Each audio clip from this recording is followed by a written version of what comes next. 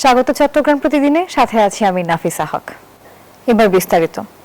আইনজীবী আলিফ হত্যা মামলায় সম্মিলিত সনাতনী জাগরণ জোটের মুখপাত্র চিন্ময় কৃষ্ণদাস ব্রহ্মচারীকে জামিন দেননি হাইকোর্ট। রোববার বিচারপতি কে এম জাহিদ সরওয়ার ও বিচারপতি শেখ আবু তাহেরের হাইকোর্ট বেঞ্চ এই আদেশ দেন।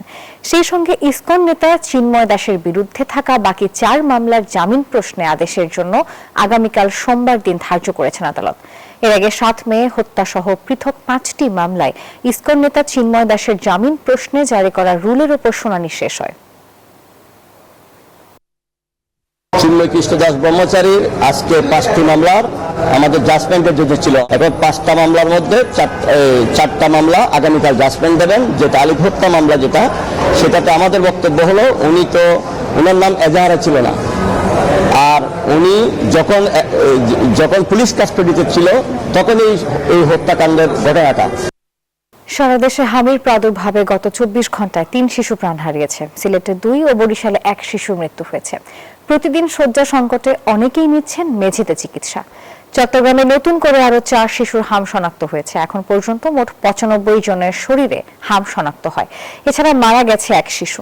অন্যদিকে সরকারি বেসরকারি বিভিন্ন হাসপাতালে হামের উপসর্গ নিয়ে আরো 70 জন শিশুকে হাসপাতালে ভর্তি করা হয়েছে। এর মধ্যে নগরীর 60 জন এবং উপজেলার রয়েছে 10 জন। এখন পর্যন্ত হাসপাতালে ভর্তি রয়েছে 1010 জন। এদের মধ্যে 764 জন শিশু সুস্থ হয়ে বাড়ি ফিরেছেন। বর্তমানে হাসপাতালে মোট ভর্তি রয়েছে 246 জন। এছাড়া ঢাকায় পরীক্ষার জন্য এখনো পর্যন্ত নমুনা পাঠানো হয়েছে 805 জনের।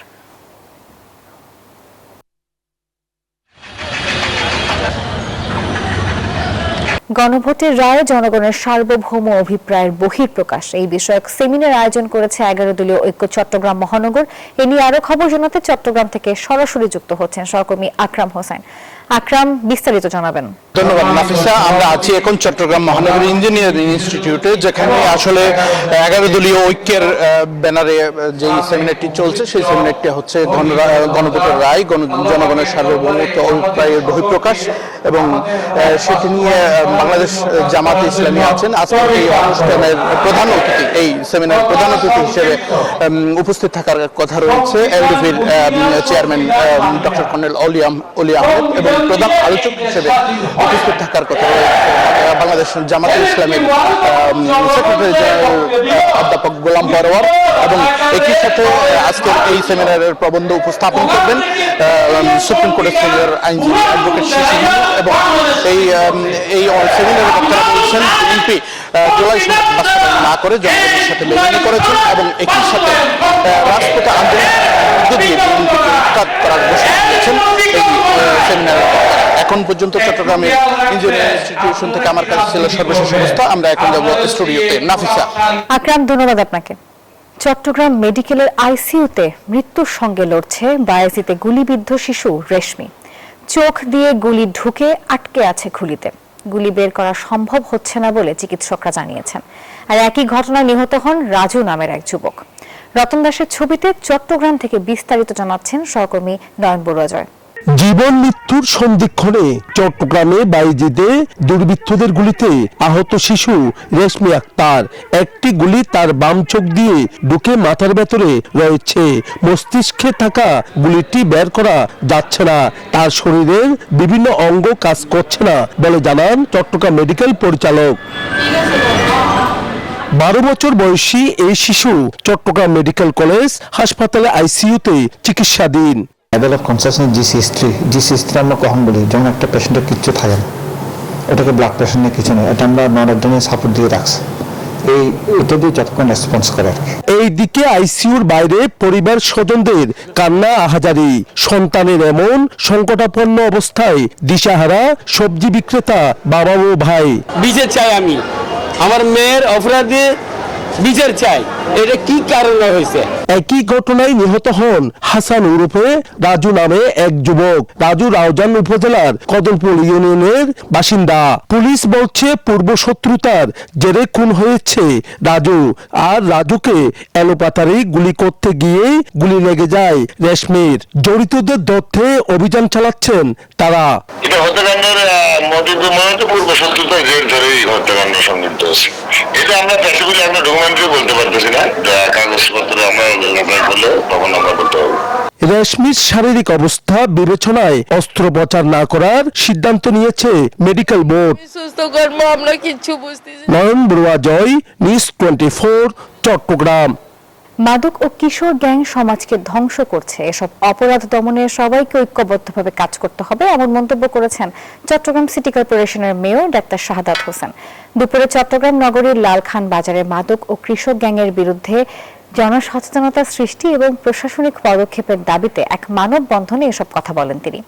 এ সময় কিশোর গ্যাং ও মাদক সেবীদের তৎপরতা কমাতে জনগণের সাহায্য চান চট্টগ্রাম মেট্রোপলিটন পুলিশের উপকমিশনার।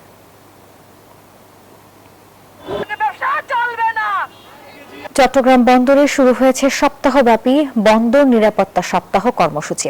বন্দরের সার্বিক নিরাপত্তা ব্যবস্থা আরও জোরদার এবং কর্মকর্তা কর্মচারীদের মধ্যে সচেতনতা বৃদ্ধির লক্ষ্যে সকালে কর্মসূচির উদ্বোধন করেন চট্টগ্রাম বন্দর কর্তৃপক্ষের সদস্য কামজার আব্দুল্লাহ। অনুষ্ঠানে বন্দর কর্মকর্তা কর্মচারী সহ সংশ্লিষ্ট বিভাগের বিভিন্ন প্রতিনিধিরা অংশ নেন।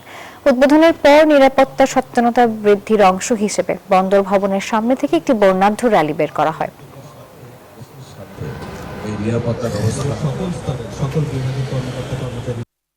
চট্টগ্রাম বন্দরের যে অগ্রগতি আছে সেটা হার আমরা ধারাবাহিকভাবে ঊর্ধ্বমুখে রাখতে পেরেছি। পাশাপাশি আমাদের যেটা দরকার আন্তর্জাতিকভাবে চট্টগ্রাম বন্দরের যে সুনাম সেটা বৃদ্ধি করা। আমাদের এই সুনাম বৃদ্ধির সাথে চট্টগ্রাম বন্দরের নিরাপদ অপারেশন এবং প্রত্যেক যানমালের নিরাপত্তাটা জরুরি। চট্টগ্রামে জলাবদ্ধতায় জনদুর্ভোগ ঠেকাতে খালে দেয়া বাঁধ সরিয়ে নিচ্ছে সিডিএ। এ নিয়ে আরো খবর জানাতে যুক্ত হচ্ছেন সহকর্মী নয়ন বড়ুয়া জয়। জয়, জানাবেন জলাবদ্ধতা নিরসনে কি কি কর্মসূচি চলছে? ধন্যবাদ নাফিস আপনাকে। আমি যে খালটি দেখানোর চেষ্টা করছি, এই খালটি দেখলে কিন্তু আপনি বুঝতে পারছেন যে বাঁধ দেওয়া হয়েছে, বড় ধরনের একটি বাঁধ আমরা দেখতে পাচ্ছি। সেই বাঁধ কিন্তু ধীরে ধীরে সরিয়ে নেওয়া হচ্ছে, যেহেতু গত বৃষ্টিতেও কিন্তু আমরা দেখেছি এখানে আমরা যেখানে দাঁড়িয়ে কথা বলছি এখানে হাঁটু কোমর পানিতে তলিয়ে গিয়েছিল।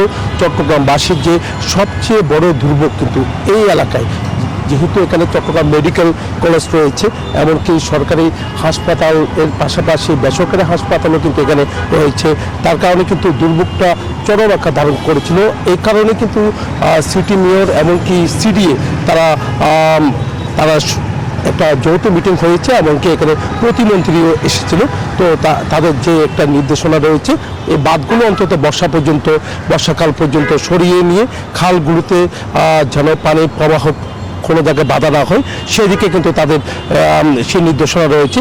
সেই মোতাবেক কিন্তু চট্টগ্রাম উন্নয়ন কর্তৃপক্ষের যে মেগা প্রকল্পের কাজ হচ্ছে, সেই মেগা প্রকল্পের যে বাঁধ দেওয়া হয়েছে সেই বাঁধগুলো সরিয়ে নেওয়া হচ্ছে।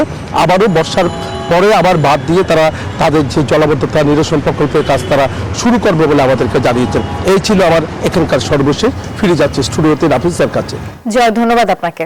চট্টগ্রামের জোরারগঞ্জ উপজেলার সীমান্ত এলাকায় অভিযান চালিয়ে প্রায় ৬২,৭০,০০০ টাকা মূল্যের ভারতীয় শাড়ি জব্দ করেছে বিজিবি।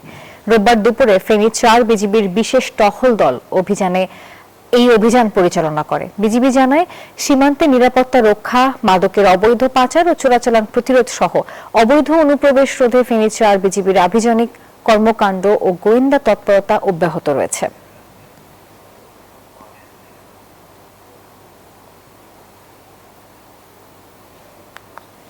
চট্টগ্রাম প্রতিদিন এই পর্যন্তই। ধন্যবাদ সবাইকে।